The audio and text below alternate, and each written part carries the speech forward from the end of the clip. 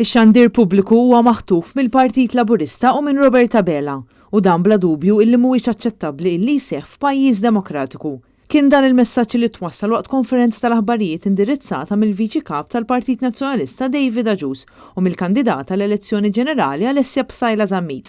David Aġus qal li l-Gvern Laburista qed jitrasforma x-xandir li huwa mħallas mit-taxxi tan-nies f'magna ta' propaganda għall Gvern Laburista, magna li tuża kull mezz possibbli biex iddawwar l-aħbar favur Roberta Bela u l-Partit Laburista.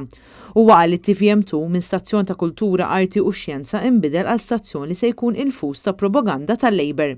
Quddiem dan kollu l-Partit Nazzjonalista ftit li xejn qed jingħata ċansa biex iwassal il-messaġġ tiegħu fejn ħafna drabi l-messaġġ tal-Partit Nazzjonalista qed jitqiegħed lejn l-aħħar tal-bulettin tal-aħbarijiet u f'okkażjonijiet jiġu ignorati għal kollox sqarrijiet tal-oppożizzjoni.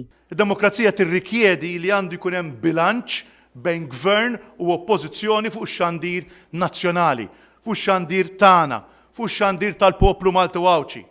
Biex iċ-ċittadin ikollu l-informazzjoni kollha.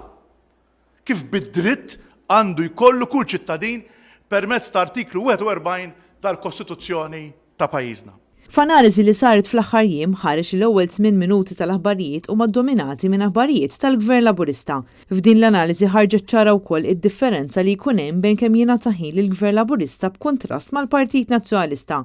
Bejn Awwissu u Settembru li l-Ministri tal-Gvern itteħdulhom 88 kumment, filwaqt l-esponenti tal-Partit Nazzjonalista xejn. Intant waqt din il-konferenza tal-aħbarijiet dwar ix-xandir nazzjonali, il-ġurnalista IL-PBS ma għamel ebda mistoqsija. Min-naħa tagħha l-kandidata Alessia Psajla Żammit fakret kif il-midja u d-demokrazija huma żewġ pilastri importanti ferm f'pajjiżna.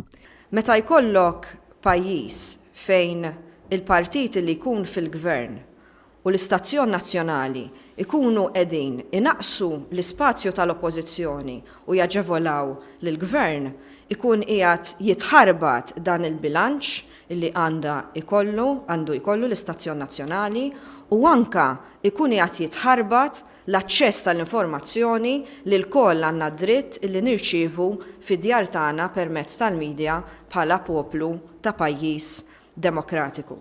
Hija qalt li dan kollu qed iwassal ukoll għal abbuż ta' poter. Għalhekk huwa importanti li l-oppożizzjoni tibqa' impenjata u taċċerta li l-irwol tal-PBS ikun wieħed li jħares il-prinċipji demokratiċi ta' pajjiżna u jibqa' jsegwi dak kollu li qed jiġri kuljum.